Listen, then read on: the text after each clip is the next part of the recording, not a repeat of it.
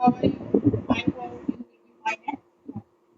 You know very well which chapter is going in history, fourth chapter, Forest Society and Colonizations.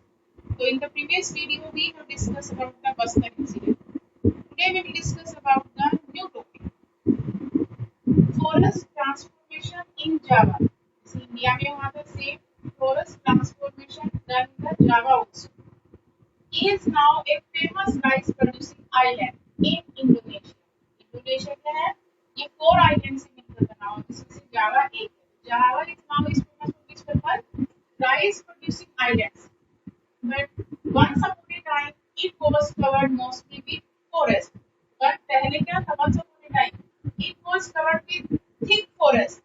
Then that is the question arises: where has gone all the forest and trees? We can say that. Now, the colonial power in Indonesia were the Dutch. Say in our country, who were the ruling? Who were controlling forest management? British. Say the colonial power in Indonesia were the Dutch. Indonesia में कौन थे? Dutch को. Java in Indonesia is where the Dutch started forest management. यानी कि the Java in Indonesia, यानी Java कहाँ पर है? Indonesia में. Is where the Dutch started forest management. जहाँ पर forest management किसने start किया? Dutch. Like the British, they wanted timber from Java to build ships. यानी कि why the Dutch people started the forest management in Java because they also want the timber. Timber हमने लकड़ी चाहिए. So from Java for which purpose? To build ships. यानी ships बनाने के लिए. In 1600, the population of Java was an estimated 3.4 million. यानी 1600 के आसपास जावा की पॉपुलेशन कितनी थी? अनुमान अगर करते हैं तो 3.4 million. There were many villages in the fertile plains. यानी काफी villages इस एरिया में सिचुएटेड था. प्लेन एरिया में, प्लेन एरिया में कैसे फर्टाइल उपजाऊ. But there were many communities living in the mountains. कुछ communities ऐसी भी थी जो कहाँ पर रहती थी? Mountainous area में. And practicing shifting cultivation. यानी this type of cultivation they were doing here, shifting cultivation. We have already discussed in the previous video what is the meaning of shifting cultivation. When they burn and they cut the trees and after that burn, and after that they are doing the farming. After 12 to 14 years they are doing one particular place farming. After that they left to that place and then they move to the another place. Now the second topic in the Java topic, the woodcutter of Java. Woodcutter मतलब जो लकड़ी को काटने वाले. In the woodcutters with the famous here Kalangs. With the famous woodcutter कौन थे यहाँ पे? Kalangs. Kalangs कौन थे? एक community of skilled forest. एक community यानी कि group of people था of skilled forest cutters. यानी कि forest को काटने में उनको निपुण यानी कि दक्षता हासिल थी. They can cut the forest in the proper way. या we can say that in the efficiency way. And shifting cultivators of Java. और कौन सी खेती करते थे? किसकी cultivators थे? Shifting cultivators of Java. In 1755, during the split of the Mataram Kingdom, यानी कि Mataram Kingdom था वहाँ पर 1755 में split का मतलब क्या होता है? Divide होना. The 600 Kalangs families were equally divided between the two kingdoms. क्योंकि वो इतने दक्ष थे, इतने expert थे, woodcutter के रूप में famous थे. जब ये माताराम किंगडम 2 पार्ट्स में डिवाइड हुआ तो दो 6000 फैमिलीज की वहां पर कलम फैमिलीज को इक्वली डिवाइडेड किया गया. In one kingdom 3000 families, in second kingdom 3000 families. And why we are saying कि these collections are so valuable, क्यों इंपॉर्टेंट थे, क्यों इतने कीमती माने जाते थे, क्यों वैल्यू थी? विदाउट देम यानी कि without the columns it was difficult to harvest teak. यानी कि बिना उनके जो हार्वेस्ट टीक लकड़ी किसके लिए काम आती थी? काटने के लिए. And build Kings palaces. यानी किंग्स के जो राजमहल थे, पैलेसेस थे, महल थे, उनको बनाने में जो लकड़ी यूज होती थी वो क्या थी? टीक. अगर कलम्स ही नहीं होंगे तो वो कौन उनको हार्वेस्ट करके लाएगा? That's why they divided into two kingdoms equally. I hope clear that point. Now the Dutch tried to make Kalangs work under them. Now Dutch what they were trying कि Kalangs but they were under them. Kalangs सब हमारे साथ आए और according to यानी कि जैसा हम कहें हमारे अनुसार मतलब फॉरेस्ट को कट करना शुरू करें. जहां जहां से उनको ये पता था कलंग्स इस बात में निपुण थे, एक्सपर्ट थे क्योंकि उनको पता था कि अभी हमें कौन से ट्री को काटना है और कौन से को नहीं काटना है, इन सीक्वेंस में काटना है, मतलब they were very expert. And in 1770, the colonies resisted by attacking a Dutch fort, but they were suppressed. In 1770, colons यानी जो colons लोग थे, उन्होंने क्या किया, जो डच के बनाया हुआ जो फोर्ट था उसके ऊपर अटैक कर दिया गया कि we don't want to join you, we don't want to support you. But after that, they were suppressed, यानी कि उनको forcibly to put an end, उनको दबा दिया गया. Now we will discuss the Dutch scientific forestry. Same Britishers adopted the scientific forestry in India. Same Dutch also adopted the scientific forestry in Java. In the 19th centuries, enacted forest laws in Java. यानी कि 19th centuries में जावा के अंदर क्या लागू किया गया, नया forest laws लागू किया गया. According to this law, restrictions villagers access to forest. यानी कि villagers अब कहाँ enter नहीं कर सकते, forest area.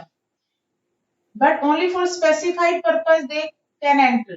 Wood could only be cut for specified purposes, like making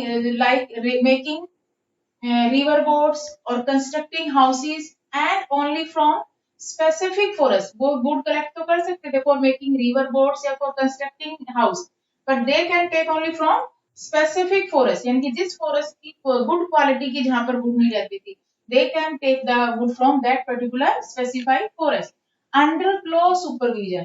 यानी कि जो डच लोगों के जो लोग सुपरविजन के लिए जो लोग थे उन्हीं की मतलब निरीक्षण के अंदर वो कलेक्ट कर सकते थे वुड वहां से. Villagers were punished for grazing cattle in young stands. Young stand का मतलब होता है saplings, जो छोटे छोटे ग्रीन पौधे रहते हैं जिनको हम प्लांट्स बोलते हैं. Villagers were punished. अगर किसी की गलती से कैटल्स फॉरेस्ट एरिया में एंटर कर गए और उन्होंने यंग स्टैंड्स को ग्रेज कर लिया, जो छोटे छोटे सैपलिंग है स्मॉल प्लांट्स को, तो they got the punishment for that. Transporting wood without permit and without permission, they couldn't take the wood from there, or traveling on forest roads with horse carts or cattle. और एक उनके साथ क्या किस बात पर उनको पनिशमेंट मिलती थी, अगर वो अपने हॉर्स कार्ट और कैटल के साथ अगर ट्रैवलिंग करते हुए मिल गए, कहां पर, ऑन द रोड्स, जो फॉरेस्ट के आसपास का जो रूट था, तो it mean they couldn't do the traveling also there. The need to manage forest for, अब जैसे ब्रिटिशर्स ने मैनेज किया फॉरेस्ट, इसके लिए उन्होंने डाइट्रीज ब्रांडिस को बुलाया जर्मन से, तो same the need to manage forest for ship building and railway. क्यों फॉरेस्ट मैनेजमेंट की जरूरत हुई यहाँ पर भी, for making ship building and railways के लिए. Led to the introduction of forest service, इसीलिए वहां पर भी इन्होंने क्या स्टार्ट की, new forest service. In 1882 2,80,000 sleepers were exported from Java alone. यानी कि जावा से 1882 में इतने स्लीपर्स उन्होंने एक्सपोर्ट कर दिए के लिए जावा से, कहां पे, डच के लिए. However, all these required labor. अब इतने अगर स्लीपर्स को कट करवाना तो what required for that? Labor work also required to cut the trees. Imposed rents on land being cultivated in the forest. और जो लोग फॉरेस्ट में जो कल्टीवेट कर रहे थे उनके ऊपर क्या लगाया जा रहा था, imposed rent on lands के ऊपर.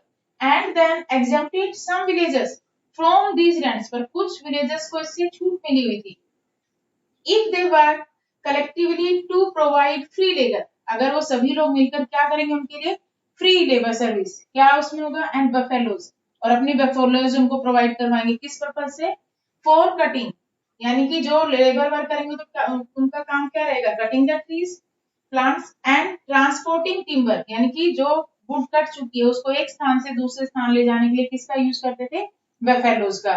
This system was known as the Blandon dynasty. This system was known as the Blandon dynasty system. Later instead of tax, लेकिन बाद में क्या हुआ, इसमें कुछ चेंजेस लाए गए. Later instead of tax exemptions, जो टैक्स से जो लोगों को छूट मिली हुई थी उसको उन्होंने खत्म कर दिया.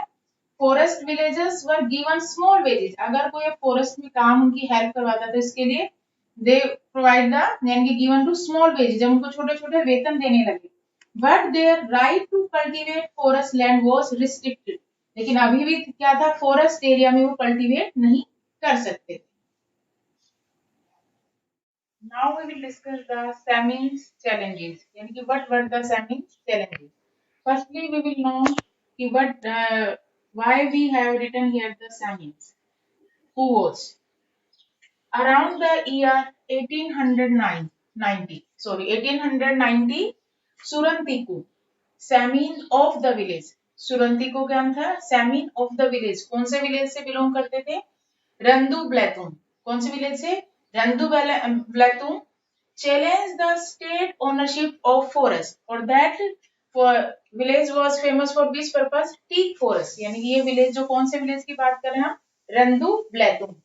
अब जो सुरंतिको सैमीन थे, अब इन्होंने क्या किया, began questioning state ownership of the forest, इन्होंने state ownership of the forest ये क्वेश्चन स्टार्ट किया कि जो फॉरेस्ट के रिसोर्सेज हैं उसके ऊपर स्टेट की ओनरशिप, अधिकार कैसे हो सकता है। और उस समय ये रंदू ब्लैतुम विलेज किसके लिए फेमस था, कौन से फॉरेस्ट के लिए, टीक फॉरेस्ट के लिए।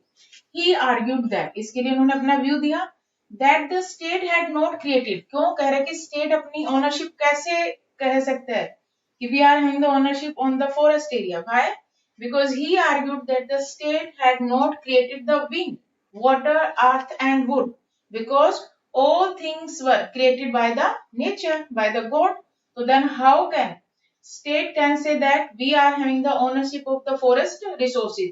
It means forest resources should be used by all the people equally. So it could not own it. तो ये कैसे मतलब किसके हो सकते हैं, उस समय कौन सी पावर रूल कर रही थी वहां पर, Dutch, which colonial power were ruling there, Dutch. Clear? Who was Samin? Surantiko Samin. Surantiko Samin belongs to which village? Randu Blatum. और इसने किसके ऊपर क्वेश्चनिंग स्टार्ट की थी, बिगेन क्वेश्चनिंग किसके ऊपर, state ownership of the forest. और ये रंदू ब्लैतुम जो विलेज था कौन से फॉरेस्ट के लिए फेमस था, टीक फॉरेस्ट के लिए। और इसने क्या आर्ग्यूड दिया कि the state had not created wind, wood, water, earth, all these things are created by the nature, by the God. So it means all the things should be equally divided among the people. Soon he organized a widespread movement, यानी कि soon his ideas turned into a widespread movement, यानी कि धीरे धीरे जो उन्होंने ideas दिया ये किसका रूप ले लिया, धीरे धीरे इसके मूवमेंट का रूप ले लिया। Soon he organized a widespread movement with the help support of his sons in law, यानी कि सन इन लॉ क्या होता है, ये डॉटर का जो हस्बैंड रहता है जिसको हम दामाद बोलते हैं, किसके हेल्प से स्टार्ट किया, son in laws and other families in his village, in his village का मतलब रंदू ब्लैतुम। जो उन्होंने मूवमेंट स्टार्ट किया, जो आइडियाज दिया वो क्या हो गया, उन आइडियाज ने क्या रूप ले लिया, वाइड स्प्रेड मूवमेंट बन गया, किसके सपोर्ट से, हिज सन्स इन लॉ यानी कि इनके दामाद की हेल्प से, and other families in his village, यानी कि वो क्या बन गए, सेमिनिस्ट, इनके फॉलोअर। बाय द ईयर 1907, यानी कि मूवमेंट इन्होंने क्वेश्चनिंग कब स्टार्ट की, 1890 में, और अप टू यानी कि 1907 तक क्या हुआ, by the year 1907 around 3000 families were following his ideas, यानी कि जो 1890 में जो उन्होंने आइडिया जो विचार रखे थे उसको आते आते 1907 तक कितनी फैमिलीज ने इनके आइडियाज को अडॉप्ट कर लिया, 3000 फैमिलीज ने। When the Dutch officials came to survey, जब डच के ऑफिसर्स वहां पर सर्वे करने के लिए आए फॉरेस्ट एरिया में, some सेमिनिस्ट का मतलब कहते हैं those who are following the ideas of the Semins, lay down on their land to protest, यानी कि डच पावर का यानी कि डच ऑफिशियल्स का अपोज करने के लिए, प्रोटेस्ट करने के लिए क्या हुआ, जो सेमिनिस्ट थे वो क्या हो गए, lay down on their land, अपनी लैंड पर लेट गए कि हमें इसको प्रोटेक्ट करना है, किससे, डच ऑफिशियल से। अदर रिफ्यूज टू पे, और अदर्स ने क्या किया, दे डिनाइड, रिफ्यूज का मतलब कहता है डिनाइड टू पे टैक्सेस और फाइन्स, जो उनकी लैंड के ऊपर जो टैक्सेस लगे हुए थे या क्रॉप्स के ऊपर जो टैक्सेस लगे हुए थे, ये फाइन्स लगे हुए थे, दे रिफ्यूज कि नाउ वी विल नॉट पे, और वर्क फ्री ऑफ चार्ज। जैसे लास्ट पैराग्राफ में हमने पढ़ा, इधर साइंटिफिक फॉरेस्ट में क्या था, ब्लंडो डाइंस्टी सिस्टम के थ्रू क्या था, who can live in the forest area, those who will provide the free service for the forest department, यानी कि now they deny work free of charges, कि अब हमें यहाँ पर बेगारी नहीं करनी है। तो we have discussed about the Semins challenge, Semins का क्या चैलेंज था, 1890 में ये आइडियाज दिया इन्होंने, मतलब कौन से विलेज, सुरंतिको सेमिन थे, कौन से गांव से बिलोंग करते थे, रंदू ब्लैतिंग, और ये गांव विलेज किसके लिए फेमस था, टीक फॉरेस्ट के लिए। इन्होंने किसके ऊपर क्वेश्चन लगाना मतलब स्टार्ट किया, क्वेश्चन की state ownership of the forest, कि कैसे स्टेट कह सकती है कि we are having the ownership of the forest. तो उसने कहा कि all these things were created by the nature, तो it means all the natural resources should be equally divided equally among the villagers. So soon he organized a widespread movement with the help support of his son-in-law and other families in his village. यानी कि by this year 1907, around how many families following his ideas? Approximately 3,000 families. Or when the Dutch officials came to survey some Samanists, how they were protesting, lay down on their land, other refused to pay taxes or other fines, or work free of charges. I hope clear that topic. Go ahead. Now we will discuss the subtopic war and deforestation. यानी कि how the war impacted on the forest area. यानी कि that time how the deforestation done during the war. The First World War and the Second World War left a deep impact on the forest. First World War, we can say that 1914 to 1918, and Second World War 1939 to 1945. And these two wars left a deep impact on the forest. How?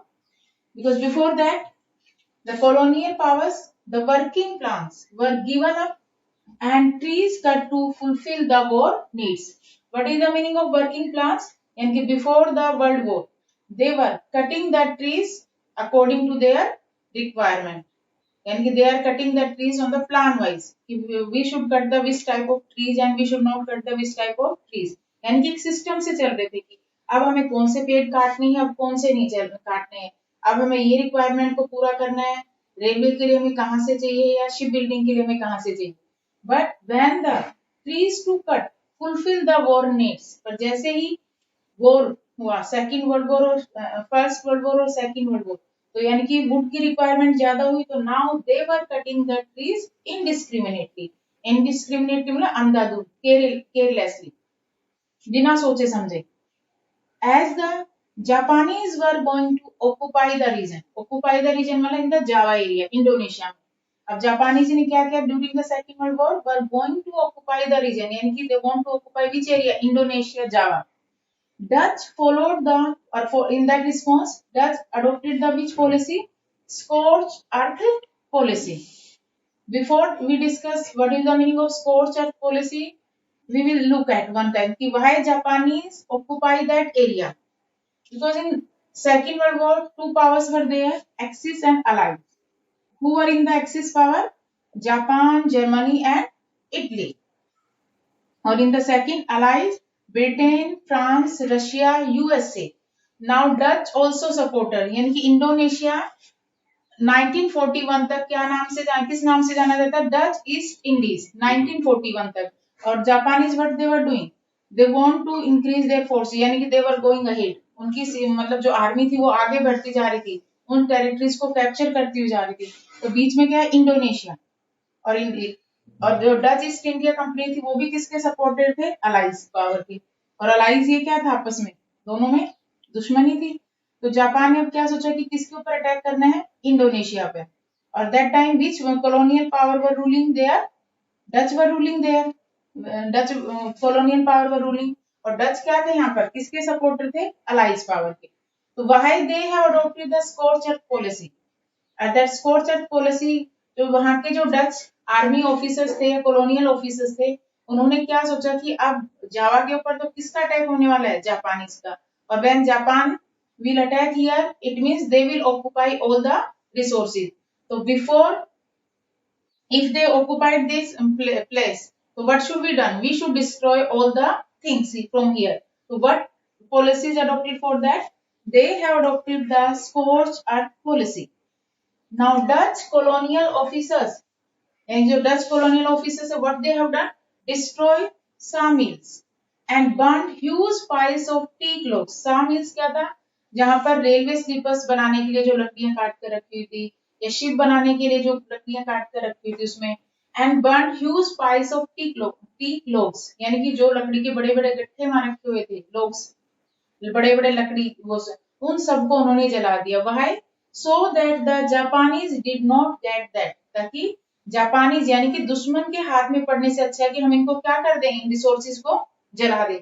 हमें तो नहीं मिल रहे, हमें तो यहाँ से छोड़ के जाना ही है, लेकिन जापानीज भी इनका यूज नहीं कर पाए। When the Japanese came to Java, यानी कि when the Japan forces came to Java, what they have done? They exploited the forest, यानी कि they also exploited the forest resources for their own needs, यानी कि to fulfill their requirements. वो भी अपनी requirements को पूरा करने के लिए उन्होंने भी forest का क्या किया, exploit करना शुरू कर दिया।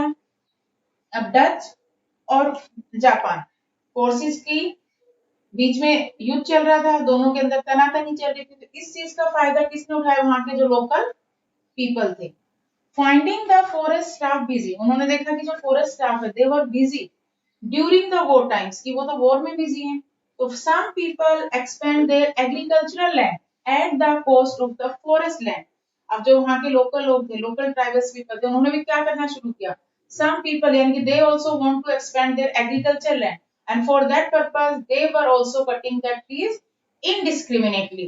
So in that paragraph we have learned about war and deforestation, यानी कि through word war impact on the forest, how first world war 1914 to 1918, second world war 1939 to 1945, Japanese were going to occupy the Java area, यानी कि Indonesia, and before that for that purpose Dutch followed which policy, scorched earth policy. और what is the meaning of scorched earth policy का meaning क्या था, Dutch colonial officers destroyed sawmills and burned huge piles of teak logs. Why?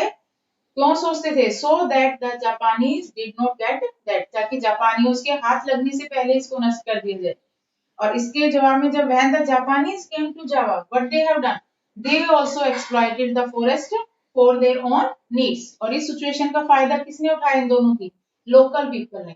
They also what they planning they have done, some people expand their agricultural land at the cost of the forest land. वो भी forest land को कटाई कर करके साफ करके किसमें आगे बढ़ाना शुरू कर दिया, एग्रीकल्चर पर्पज से। I hope you got it that paragraph. Yes, subtopic war and deforestation. Now go ahead. Now we will discuss the last topic, new developments in forestry. Since the 1980s, government across Asia and Africa have begun to see that scientific forestry and the policy of keeping forest communities away from forest have resulted in many conflicts. यानी कि 1980 में government across India, not only in India, यानी कि Asia and Africa also, they have realized, begun to see that scientific forestry and the policy of keeping forest, यानी कि they have adopted the scientific forestry in the India, British colonial rule adopted that policy, or in the Java, Dutch colonial power. So what they were thinking, policy of keeping forest communities away from, तो यानी कि when they are not giving the chances to the local people, what happened, resulted, क्या result निकला इसका, in many conflicts, यानी कि they were having the many disputes. तो for that purpose conservation of forest, अब इनका मेन क्या है कि फॉरेस्ट को हमें क्या करना है, प्रोटेक्ट करना है, रादर देन कलेक्टिंग टिम्बर। और what was the main aim of the colonial power, they want to collect only timber, यानी कि उनका मेन एम क्या था, कलेक्टिंग टिम्बर। अब गवर्नमेंट ने किसके ऊपर एम्फेसिस दिया, conservation of forest rather than collecting timber has become a more important goal, यानी कि that was became a main objective. Now how the government has realized, in order to meet this goal, and how can we fulfill this need goal, the people who live near the forest must be involved, yani if we want to protect the forest area, so we should include the local people, yani local tribes, those who living near the villages. So in many cases across India, in India mainly north eastern part में mainly Mizoram to Kerala, dense forest have survived only, वहां पर आप देखते हो ज्यादा जंगल काफी गहरे हैं। How they have survived, यानी कि how they protected here, only because villages protected them in sacred groves. Sacred groves का मतलब क्या था, उनको किसके रूप में माने, पवित्र, एक भगवान के रूप में उनको मानने लगे। known as उनको किस नाम से जाना गया, सरनास, कान, देवाराकुदु, राय एटसेट्रा। स्कैड ग्रुप्स का मतलब उनको पवित्र मान के उनकी पूजा करना। अगर पूजा मान के उनको करेंगे तो यानी कि उन पेड़ों को क्या नहीं करेंगे, कट नहीं करेंगे। They will protect. Some villages have been patrolling. Patrolling का मतलब अपनी फॉरेस्ट को प्रोटेक्ट करने के लिए खुद ही उनकी देखभाल करने लगे। Their own forest with patrolling मतलब उनके लिए घूमना फिरना देखना and with each household taking it in turns instead of leaving it to the forest guards। कई जगह तो क्या था, विलेजेस अपनी खुद फॉरेस्ट एरिया की पेट्रोलिंग कर रहे थे, लेकिन कुछ जगह ऐसे थे जहां पर किसके थ्रू किया जा रहा था, फॉरेस्ट गार्ड्स। तो dear students, we have completed the chapter forest society and colonialisms। now what will you do? You will read the chapter carefully, learn and write important points from that chapter, complete chapter from whole chapter, and after watching the video what will you do? According to the video content you will frame the 10 question and answers and you will write down in your fair notebook। thank you।